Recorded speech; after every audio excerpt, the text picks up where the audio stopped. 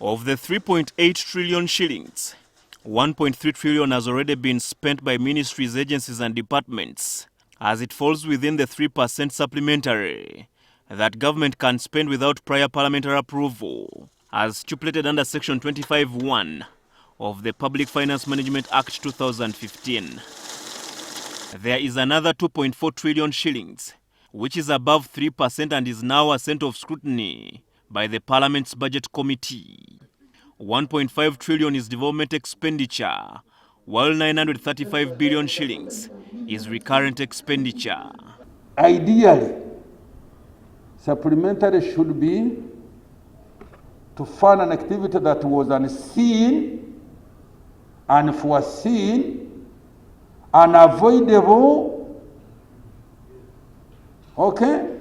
You did not foresee it, so you couldn't have budgeted for it, like COVID.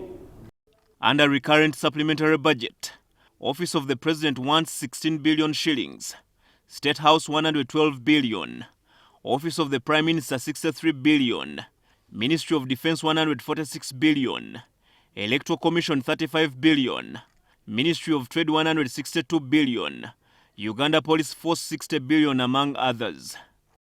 Under development supplementary expenditure, Office of the President wants 1.2 billion, State House 168 billion, Office of the Prime Minister 179 billion, Ministry of Works and Transport 114 billion, Ministry of Energy 136 billion, Ministry of Education 123 billion, Ministry of Health 124 billion, among others.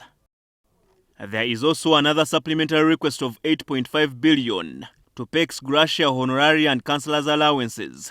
New Health Centre 3s want 455 billion, while new sub-counties require 11.7 billion shillings.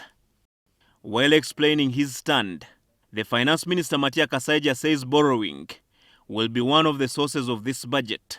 Endala sente nja kuzijja mu misolo, endala nja kuzeola wano lokale, wano genda kwewolayo mmeka lokale titunaba kukisalawo kubanga twagala tumala okulaba sente ziri mu budget ne sente zitali mu budget. As you've rightly noticed, we are just in the second quarter of a financial year, and here there's a demand for over 3 trillion. That tells you there's fiscal indiscipline, which we must address as a country.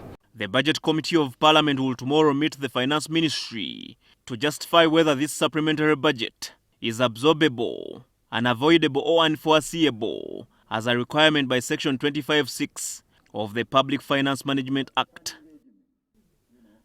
Herbert Zziwa, NTV at Parliament.